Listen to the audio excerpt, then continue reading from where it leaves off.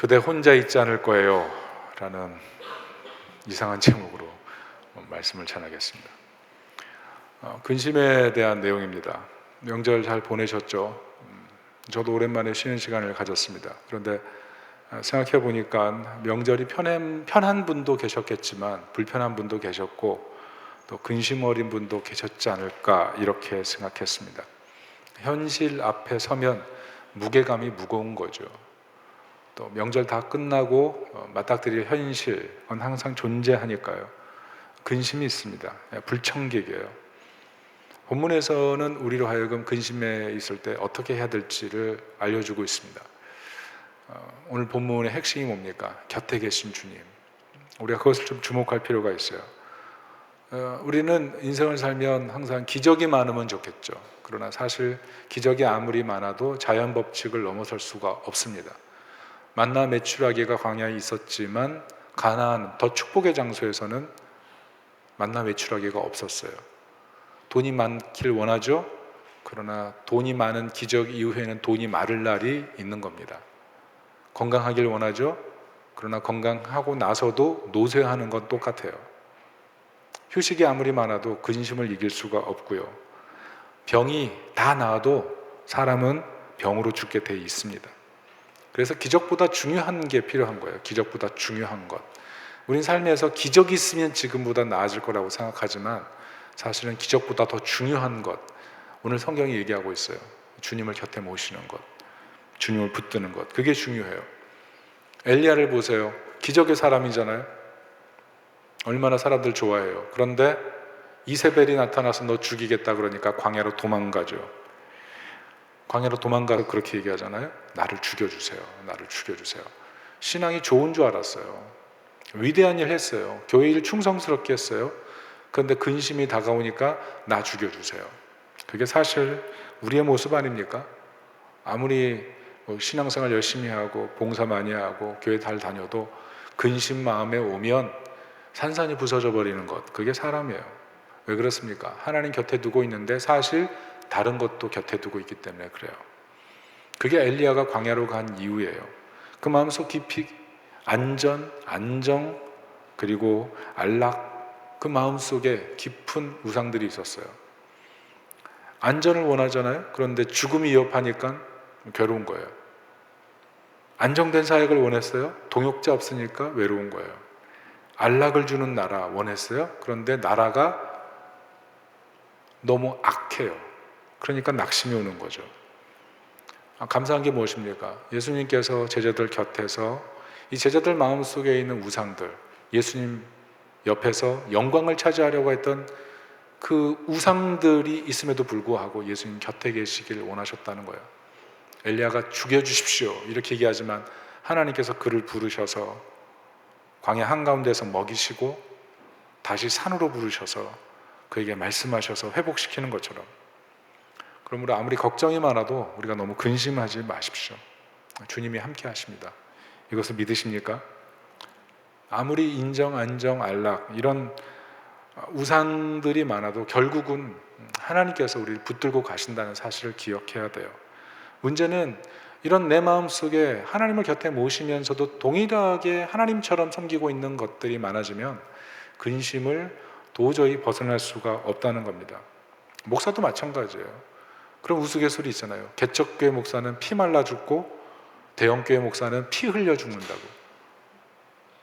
근데 우리들도 그렇잖아요. 가정생활하고 직장생활 하다 보면 피가 거꾸로 솟는 일들이 있잖아요.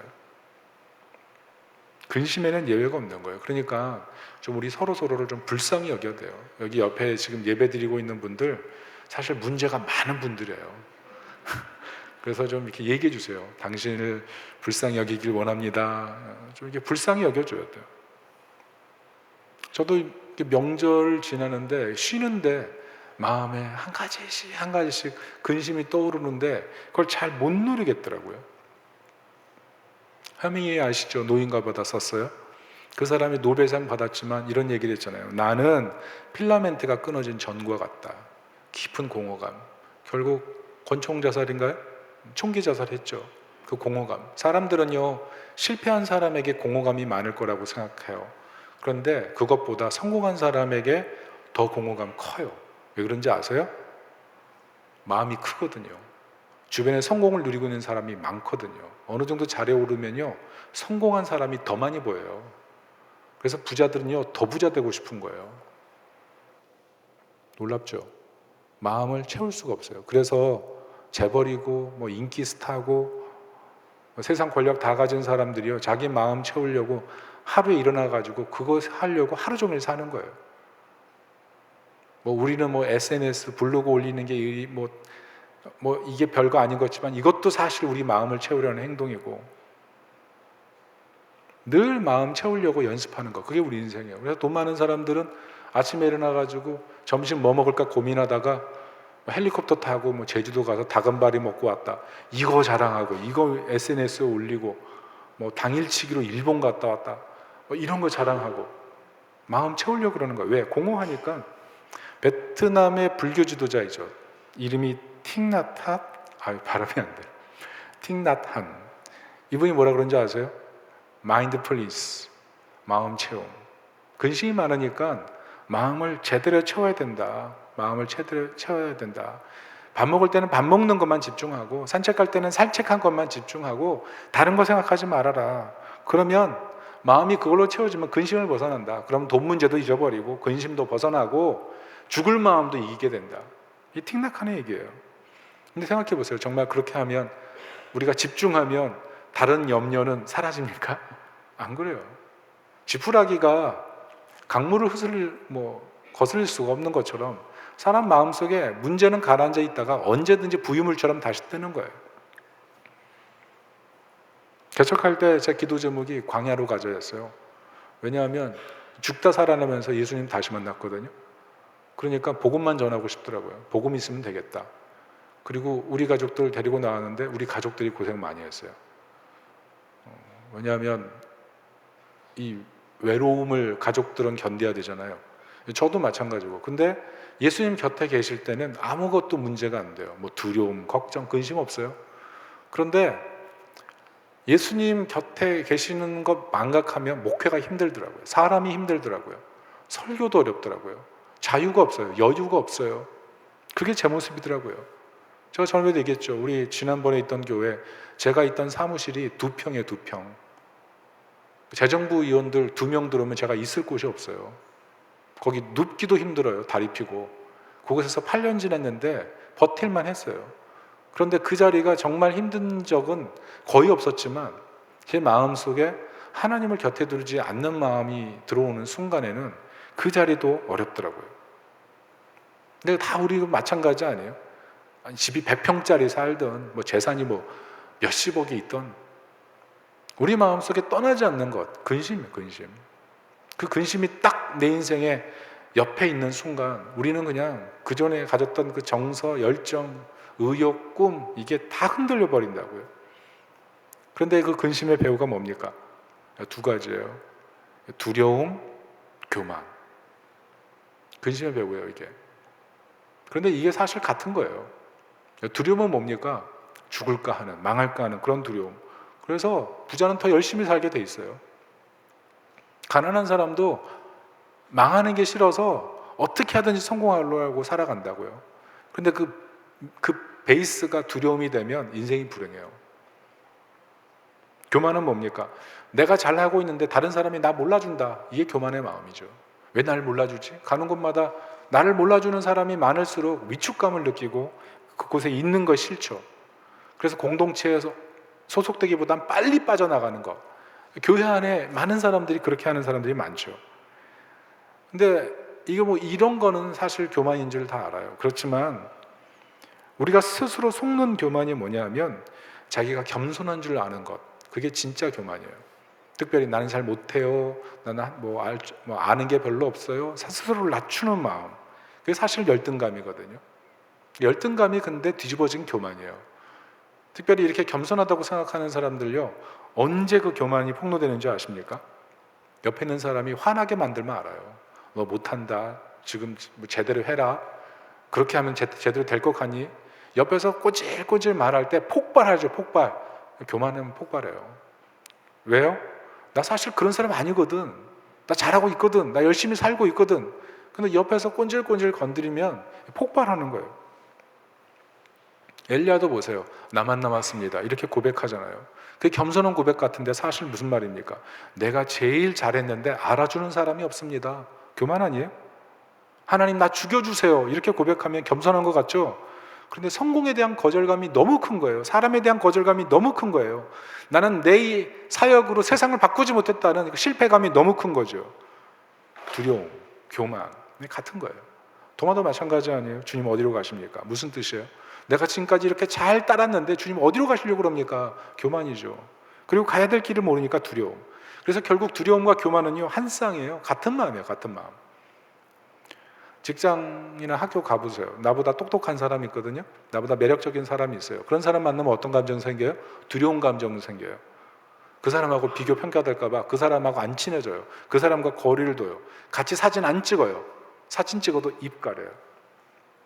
사진 찍어도 위축돼서 찍어요. 그런데 교만도 같이 생겨요. 어떤 감정이 생깁니까? 네가 잘나면 얼마나 잘났길래, 이런 생각 들어요. 가족관계는 어때요? 나한테 상처 주는 사람이 있거든요. 그럼 두려움 생겨요. 그 사람 옆에 올까 봐 두려워요. 그리고 또 하나의 두려움이 뭔지 아세요? 나도 그 사람처럼 될까 봐 두려워요. 그런데 그때 또 두려움뿐만 아니라 교만도 같이 생겨요. 어떤 교만이 생기는지 아세요? 난 적어도 당신 같은 사람은 되지 않을 거야. 이런 생각. 내가 더 의로운 사람이 될 거야. 내가 더 옳은 사람이 될 거야. 그리고 상대방을 비하하는 거죠. 교회도 보세요. 나와 같은 생각을 갖고 있는 사람 만나면 교회에서 굉장히 기쁘거든요. 그런데 어느 순간 두려움도 들어와요. 그 두려움이 뭔지 아세요? 저 사람이 나의 반대자가 될까 봐 두려워요. 그러면서 동시에 교만한 감정이 들어와요. 그 교만한 감정이 뭔지 아세요? 내가 저 사람보다 더 올바른 생각을 하고 있어 라는 생각. 교만이 들어와요. 세상을 살 때는 어떻습니까? 나보다 못한 사람 만나거든요. 근데 나보다 못한 사람을 만나도 두려움이 생겨요. 왜 두려움이 생기는지 아세요? 저 사람이 나한테 도움 요청할까 봐, 내가 저 사람 도와야 될까 봐. 그게 두려워요. 교만한 감정도 생겨요. 왜 그렇게밖에 못 사니? 이런 마음. 교만과 두려움은요, 세트예요, 세트. 인간관계도 그래요. 부부관계, 자녀관계 보십시오. 내가 원하는 것을 안 해주면 어때요? 화가 나는 것 같죠? 근데 사실 그 안에 두려운 감정이 있는 거예요. 내가 안 해주는 것, 내가 원하는 걸 안 해줘서 저 사람 안 될까 봐 두려워요. 그리고 내 규칙을 깨트리기 때문에 두려운 거예요. 이러다가 나까지 망할까 봐, 그러니까 뭐 총체적으로 뭐가 안 될까 봐 두려운 거죠. 반대로 교만의 감정도 생겨요. 저렇게 문제가 있는 사람을 혼내는 것은 당연한 거야. 내 뜻을 거부하는 사람을 무시하는 것은 정상이야. 이렇게 생각하는 거죠. 이런 일들이 정말 많은 거예요. 우리 인생을 살다 보면 어려운 일을 반드시 만나거든요. 그때 우리 생각하는 게 뭐야? 내가 이것을 헤쳐나갈 능력이 있나? 내가 이 일을 감당할 자격이 있나? 이런 두려움들이 막 생기거든요. 더불어서 그 일을 해치우고 나서 우뚝 선 존재가 되고 싶은 아주 그런 마음이 있죠. 사람들 보기에 그 문제를 짓밟아버리고 일어서서 많은 사람들로부터 박수받고 싶은 그런 감정이 생긴다고요. 두려움과 교만 같은 감정이고 같이 나타나는 거예요. 근데 이게 매일매일 생길 때 우리 마음속은요, 전쟁터인 거예요. 근심의 전쟁터. 그래서 오늘 우리가 살펴본 엘리야가 사실 우리를 가리키고, 오늘 본문에 있는 도마나 제자들이 결국은 우리의 모습인 거예요. 그런데 오늘 본문에서 발견하는 것은요, 주님이 그 곁에 계속 계신다는 거예요. 그리고 주님이 그 곁에 계시기를 계속 원하셔서 예수님께서 계속 우리를 위해 일하고 계시다는 거예요. 제자들을 위해 일하고 계시다는 거죠. 우리가 지난주에도 본문을 똑같이 살펴봤지만 오늘도 비슷하게 살펴볼 텐데요. 오늘 그 증거가 여러 개 나옵니다. 오늘 2절에 보니까 어떻게 써 있어요? 주님이 제자들을 위해서 있을 곳, 처소를 예배하러 갑니다. 뜻이 뭡니까? 나를 가족으로 받아들이겠다요. 제가 명절에 보니까 가족은 두 가지 의미가 있는 것 같아요. 첫째는 같이 기억해 주는 것, 같이 기억해 주는 것. 추도 예배 같이 드리면서 돌아가신 가족을 기억하는 것. 그게 가족이죠. 우연히 어떤 영상을 보는데 순직한 소방관 부인이에요. 아마 납골당에 간 것 같아요. 오랜만에 이제 찾아가서 좀 닦아주고 청소도 하고 그러려고 간 것 같아요. 그런데 119 소방대원들이 그날 이렇게 소방관, 순직한 분들의 가족이 오면 사진을 촬영하는 그런 이벤트를 했던 것 같아요. 그래서 이제 이분을 사진을 찍었어요. 그리고 인화를 해주는데 이분이 그 인화된 사진을 보면서 펑펑 울더라고요. 왜냐하면 자기 혼자 나올 줄 알았는데 먼저 세상을 떠난 자기 남편 사진을 같이 옆에 넣어서 부부 사진을 만들어 줬거든요. 그렇게 고백하는 거예요. 내가 남편 떠나고 너무 힘들어서 남편 사진을 다 없애버려서 한 장도 남지 않았는데 이렇게 사진을 만들어줘서 너무 고맙다고. 그러면서 사진을 쓰다듬더라고요. 먼저 떠난 자기 남편을 그리워하는 마음. 그게 가족인 거죠. 가족이 그렇게 기억하는 거예요. 그런데 하나님께서 우리를 가족 만드시기 위해서 처소를 준비하시는 거예요. 왜? 내 해물보다 더 큰 사랑으로 우리를 붙드시는 분, 그분이 하나님이시기 때문에, 그분이 예수님이시기 때문에 그래요. 또 가족이라는 건 뭡니까? 호칭이 바뀌는 거예요. 호칭. 세상에서는 뭐 집사님, 장로님, 뭐 권사님, 뭐 교회에서 그렇겠죠. 뭐 사장님, 부장님, 차장님 이렇게 불리죠. 그러나 가정에 딱 들어가는 순간 아빠, 엄마, 뭐 가족들을 부르죠. 돼지야, 뭐 너구리야 이렇게 부르잖아요. 호칭이 달라져. 왜? 그만큼 애착 관계가 있기 때문이죠. 하나님께서 우리에게 친히 뭐라 그러셨냐면 아빠 아버지라 부르라. 내가 너희의 진정한 부모라는 그런 얘기를 해주잖아요.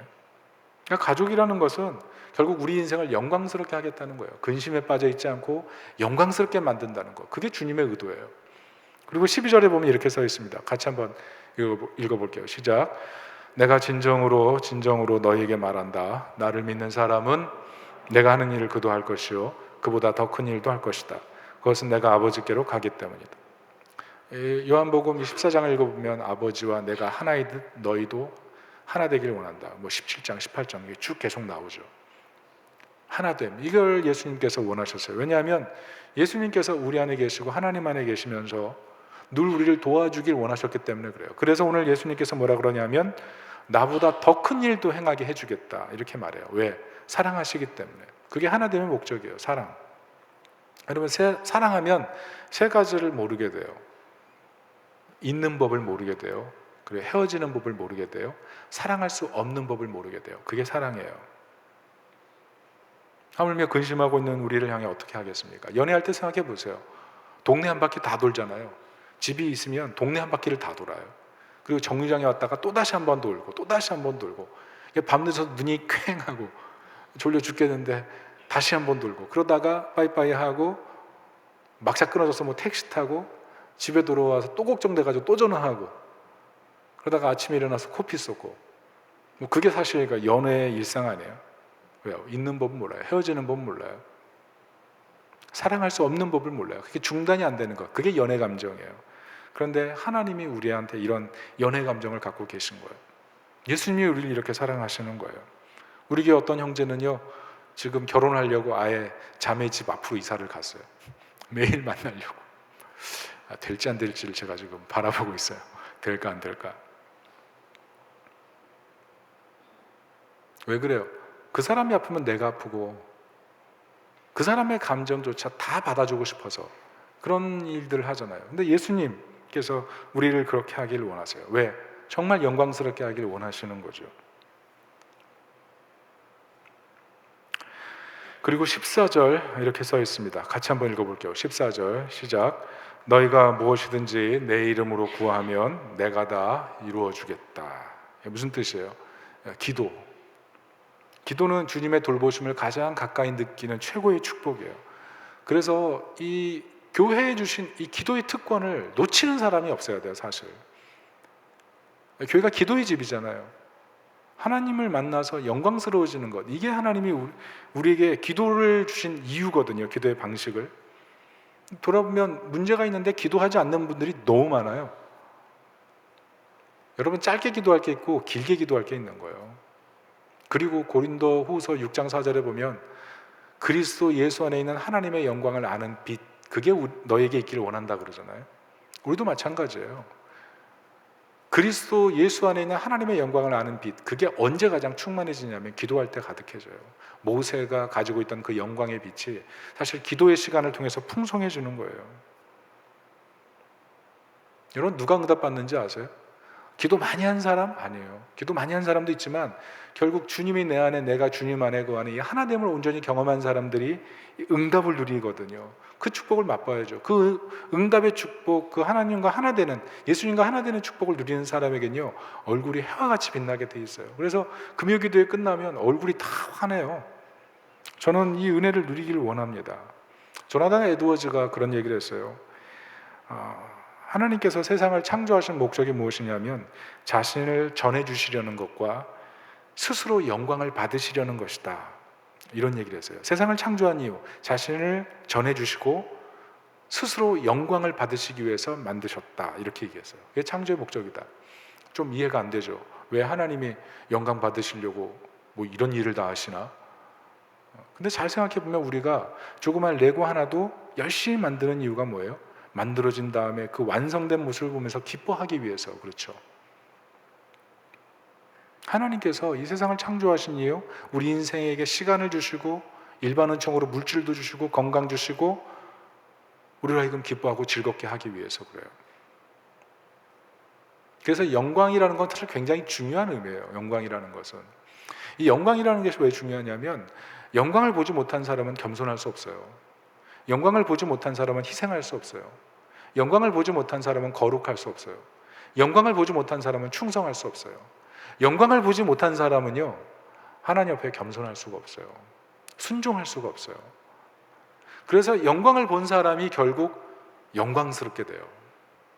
영광 보길 사모해야 돼요. 우리가 기도해야 되는 이유가 거기 있는 거예요. 예수 그리스도의 얼굴에 있던 하나님의 영광을 아는 빛, 그게 기도를 통해서 우리에게 임하고 우리가 영광스러워지는 시간이거든요. 그래서 예수님께서 요한복음 17장 5절에 보면 반복해서 24절에도 얘기하시는데 이렇게 써 있어요. 아버지여, 창세전에 내가 아버지와 함께 가졌던 영화로서 지금도 아버지와 함께 나를 영화롭게 하옵소서. 24절 같이 읽어볼게요. 시작.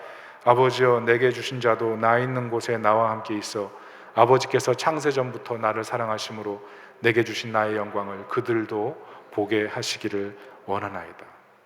영광, 영광스럽게 만드는 거예요. 근심을 벗어나서 영광스럽게 만드는 것, 이게 주님의 마음이에요. 그리고 마지막 16절에는 뭐라고 그러십니까?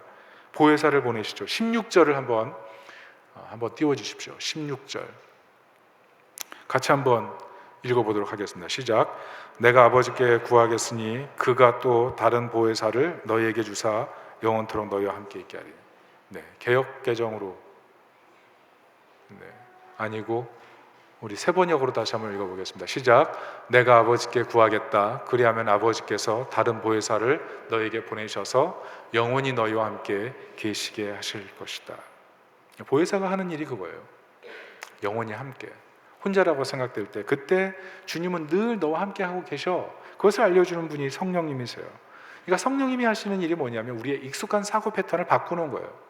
난 혼자야, 난 실패했어, 난 안 될 거야, 우리 가정에 미래는 없어, 난 능력이 없어, 앞으로 어떻게 살아야 될지 모르겠어, 이런 답답한 마음을 막 고백하고 있을 때 성령께서는 우리 익숙한 사고 패턴에서 늘 벌어지는 그런 마음들을 향해서 아니야, 내가 있어, 내가 도와줄게, 끊어지지 않는 사랑으로 내가 너를 지원할 거야.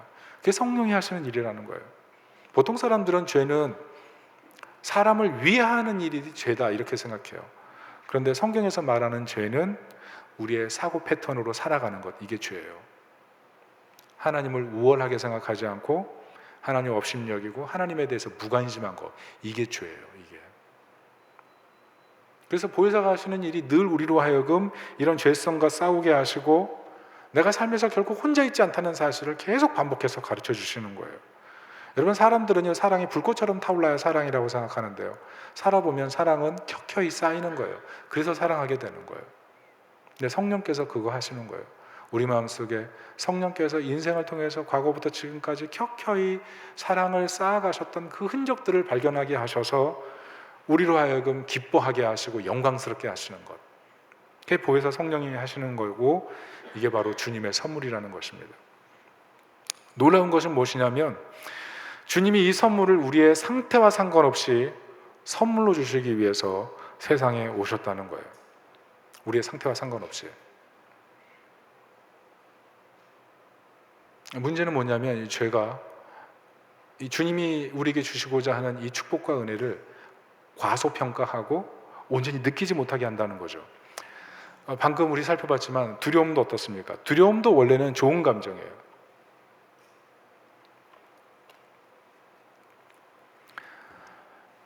이 먼지가 많으니까 좀 답답하네요. 두려움도 원래는 좋은 감정이에요. 하나님 앞에서 경외심을 통해서 마음 부드럽게 하거든요. 죄를 알게 하고 겸손하게 하고 그리고 거룩한 사랑을 하게 하고 영광스럽게 만드니까. 그래서 두려움은 우리는 꼭 공포라고 생각하고 두려움은 내 삶에 없어져야 된다고 계속 생각하는데 사실 그렇지 않아요. 두려움이 있기 때문에 우리가 영광스러워질 수가 있는 거거든요. 근데 죄가 들어오고 나서 어떻게 되냐면 사람이 하나님과 자신을 동등하게 생각하면서 내가 생각하는 영광을 향해서 계속하게 만드는 거예요. 그래서 결과가 뭐냐면 두려움이 생기는 거예요. 내가 원하는 영광은 항상 두려움을 창조하거든요. 왜냐하면 거기 그 영광은 얻기가 어렵기 때문에 그래요. 그게 죄의 결과예요. 그래서 자기 영광, 하나님 없는 자기 영광을 추구하는 사람은 반드시 근심하게 되어 있어요. 왜냐하면 마음을 채울 수 없거든요. 내 마음이 너무 큰데 그 마음을 채울 수 있는 능력이 내게 없거든요. 이게 죄의 결과예요. 그래서 주님이 거저주시기를 원하지만 누릴 수 없는 상태, 이게 우리의 상태인 겁니다. 그래서 예수님께서 하시는 일이 무엇인지가 중요한 거예요. 오늘 예수님께서는 우리에게 분명히 요한복음 14장 6절에 이렇게 얘기하십니다. 다 같이 한번 읽어봅니다. 시작. 예수께서 이르시되 내가 곧 길이요 진리요 생명이니 나로 말미암지 않고는 아버지께로 올 자가 없느니라. 내가 곧 길이요 이렇게 얘기하죠. 헬라어로 에고에이미. 이 에고에이미가 무슨 뜻이냐면 내가 존재한다 이런 뜻이에요. 내가 있다 이런 뜻이에요. 근데 내가 있다라는 이 뜻이 무엇이냐면 구약의 여호와라는 뜻과 똑같아요. 여호와라는 뜻이 뭐냐면 난 스스로 존재하는 자다. 이게 에고에임이거든요. 똑같은 뜻이에요. 다시 말해서 예수님께서 이 말씀하시면서 내가 하나님이다. 자기 존재 증명을 하신 거예요. 특별히 길과 진리와 생명이라고 하실 때 이 헬라어 단어 앞에 항상 정관사를 똑같이 붙였어요. 해라는 정관사를 붙였어요. 이게 무슨 말이냐면 내가 주는 것은 다양한 것 중에 하나가 아니라 유일한 거라는 거예요. 하나님께 갈 수 있는 유일한 길, 그게 예수님인데 예수님이 유일한 길이고 예수님이 유일한 생명이고 예수님이 유일한 진리라는 거예요. 그리고 이 유일한 길, 유일한 진리, 유일한 생명을 만드시기 위해서 예수님께서 하신 일이 무엇이냐면 십자가에서 세상의 근심의 최고치인 십자가에서 우리의 근심을 위해서 대신 죽어주시고 주님이 약속하신 모든 복을 우리가 누리게 만드셨다는 거예요. 우리가 잘 아는 말씀인데 히브리서 10장 19절 20절을 같이 한번 읽어봅니다. 시작. 그러므로 형제들아 우리가 예수의 피를 힘입어 성소에 들어갈 담력을 얻었나니 그 길은 우리를 위하여 휘장 가운데로 열어놓으신 새로운 살 길이요 휘장은 곧 그의 육체니라. 무슨 말이에요? 사람은 죄 때문에 하나님께서 주시는 복을, 약속된 복을 누릴 수가 없어요. 그래서 예수님께서 자신의 육체를 깨뜨리셔서 우리 죄를 위해 대신 죽으시고 이제는 성소에 들어갈 수 있는 능력을 주셨다는 거예요.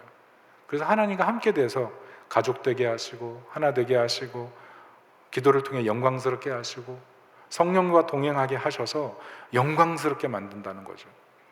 무슨 말이에요? 어떤 근심이 와도 이제는 흔들리지 않는 존재. 그게 사실 우리 그리스도인들이 누리는 복 아니에요? 세상적으로 능력 없어요. 부유하지 않아요. 탁월하지 않아요. 세상에서 볼 때는 그게 불행의 이유거든요. 그런데 주님과 함께 한다는 그 사실 때문에 마음에 있는 안정감이 흔들리지 않아요. 그게 능력 아니에요? 그게 베드로전서 5장 10절에 이렇게 써 있습니다. 다 같이 읽어볼게요. 시작. 모든 은혜의 하나님 곧 그리스도 안에서 너희를 부르사 자기의 영원한 영광에 들어가게 하시니가 잠깐 고난을 당한 너희를 친히 온전하게 하시며 굳건하게 하시며 강하게 하시며 털을 견고하게 하시리라. 이게 정말 놀라운 일이에요. 생각해 보세요. 근심 없는 사람이 근심하는 자리로 갑니까? 죽을 이유가 없는 사람이 죽을 자리로 갑니까? 누가 교만한 사람 옆에 가겠어요? 다 싫어하는데. 예수님 그렇게 하셨잖아요. 최근에 교회 계단을 올라오는데 사마귀 한 마리를 발견했어요. 제가 지금까지 본 역대급 사마리, 너무 컸어요. 근데 이 계단에 있으면 잘못하면 죽을 것 같더라고요. 그래서 이걸 옮겨줄까 생각하다가 물릴 것 같은 거예요. 그리고 지가 좋아서 왔겠지. 그리고 놔두고 갔거든요. 그리고 비가 막 내렸어요. 그리고 어젠가요? 이렇게 걸어 올라오다 보니까 없더라고요. 그래서 어딘가 갔겠지. 근데 오늘 오다 보니까 오늘 계단 올라오는데 죽어 있더라고요. 죽어 있어요. 그래서 옮겨줄 걸 이런 생각했어요. 우리는 예수님이 십자가에 오신 것, 세상에 오신 것이 그냥 사람이 소중해서라고 생각하는데 사실은 예수님이 사람이 되신 것은요, 그냥 인간이 짐승이 된 것이 아니라 인간이 벌레보다 못한 존재가 되는 것과 똑같은 거예요. 그래서 십자가가 놀라운 사건이에요. 사실 우리는 나의 존재 자체를 소중하게 보니까 내 존재 자체를 갖다가 그렇게 낮게 보지는 않지만 하나님이신 그분이 인간이 되셨다는 것은 절대적인 비하예요. 예수님 그렇게 오신 거예요, 세상에. 우리와 같이 하시기 위해서. 여러분, 예수님께서 십자가에 달리신 것은 절대로 편한 사건이 아니에요. 예수님 십자가에 달리시기 전에 겟세마네에서 뭐라 그러십니까? 이 잔을 옮기소서 그러잖아요. 예수님도 두려워하셨어요. 그 십자가가 쉬운 결정이 아니셨어요. 그런데 오직 우리 곁에 머무시기 위해서, 죄를 해결하고 머무시기 위해서 그 일을 하신 거예요. 그렇기 때문에 우리가 편안할 수 있는 거예요. 왜냐하면 예수님이 가신 십자가의 길이 내가 걸어가는 그 세상의 어떤 고난의 길보다 더 고통스러운 길이기 때문에 그래요. 그 큰 고난의 길이었기 때문에 내가 어떤 고난을 겪을지라도 예수님이 가장 큰 고난을 겪으셨기 때문에 우리를 위로할 수 있다는 거죠. 그러므로 근심이 많을 때, 걱정이 많을 때, 내가 혼자라고 생각할 때 그때 주님이 함께 하심, 그것을 위해서 세상에 오셔서 우리를 품고 가신다는 사실을 기억하고 소망을 가질 수 있기를 예수님의 이름으로 축원합니다. 말씀의 결론을 맺겠습니다. 편의점 샛별이라는 드라마가 옛날에 있었어요. 저는 잘 보지 못했는데 그 내용 중에 제가 기억나는 장면이 있어요. 편의점 샛별이는 어떤 사람이냐면 부모도 없거든요. 집도 없거든요. 천혜고아예요. 그런데 그 여자애를 어떤 집에서 품어요. 데리고 와라. 집에 머물게 합니다. 그 주인공이 김유정이었던 것 같아요. 김유정. 예쁜 소녀 같은 아가씨 있잖아요. 근데 집에 데려왔다 키우니까 어느 날 그 집 아들이 속상한 거예요. 엄마가 그 사람만 위해주고 자기는 별로 잘해주지 않는 것 같은 거예요. 뭐 주인공이 지상욱이었던가 그랬던 것 같아요. 맞나요? 뭐라 그러냐면 엄마, 이 집에 그 친구가 있는 게 너무 불편해. 좀 내보내면 안 될까? 이런 얘기를 해요. 근데 그 얘기를 듣자마자 어떻게 하냐면 등짝을 내리치면서 그러죠. 네가 나가라. 집도 절도 없는 애를 어디 내보내려고 그러니. 근데 이게 끝이 아니에요. 그 얘기를 하는데 문 뒤에서 그 얘기를 듣고 있는 소녀가 있는 거죠. 그 얘기를 들으면서 하염없이 울고 말아요. 왜냐하면 평생 얻지 못했던 든든한 어머니를 얻은 것 같은 기쁨. 드라마에서 뭉클하게 만들더라고요. 근데 사실 복음은 이거보다 더 엄청난 일이에요. 왜냐하면 하나님께서 원수된 인간을 위해서 아들의 목숨을 내어주실 뿐만 아니라 우리를 자녀로 받아들이고 우리의 영원한 든든한 아버지가 되셨기 때문에 이게 복음의 사건이에요. 그러니까 여러분, 우리가 근심할 때 주님이 우리 곁에 계실까요? 안 계실까요? 우리 두려워할 때, 홀로이라고 할 때 주님이 우리의 곁에 계셔요? 안 계세요? 성령님이 우리 안에 계셔요? 안 계셔요? 계심. 그래서 우리가 평안할 수 있는 거예요. 나태주 시인이 그런 얘기를 했어요. 마당을 쓸었습니다. 지구 한 모퉁이가 깨끗해졌습니다.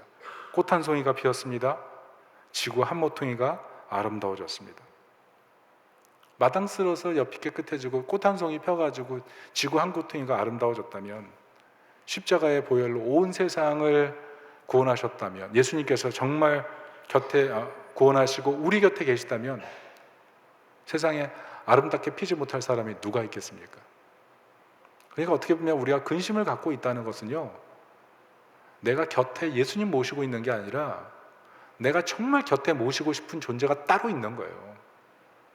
오늘 본문의 말씀을 보면서 우리는 곁에 계신 예수님을 발견할 뿐만 아니라 내 곁에 무엇을 두고 도대체 살길 원하는가를 발견해야 돼요. 여러분, 그것을 회개하지 않으면, 그것을 돌이키지 않으면 우린 주님과 함께하는 이 기쁨이 너무나 온 세상을 행복하게 할 만한 놀라운 얘기지만, 내가 곁에 두고 싶은 그 문제 때문에 우리는 온 세상을 행복하게 하는 그 얘기를 가지고서도 절대 행복을 누리지 못하는 사람이 될 수밖에 없어요. 그게 우상이에요. 여러분, 특별히 근심이 아무리 많아도 주님이 곁에 계시다는 사실 때문에 마음의 평안을 유지할 수 있기를 바랍니다. 더불어서 마음속에 나로 하여금 계속 근심에 빠지게 만드는 나의 마음속에 곁에 두고 싶은 그 문제를 놓고 주님 앞에 회개하고, 아직까지 이 근심을 해결하는 방법을 모르는 사람들에게 이 은혜를 전달해 줄 수 있기를 예수님의 이름으로 축원합니다. 아멘. 우리 찬양하겠습니다. 여정이라는 찬양인데요, 아시는 분들은 크게 부르시면 좋겠습니다.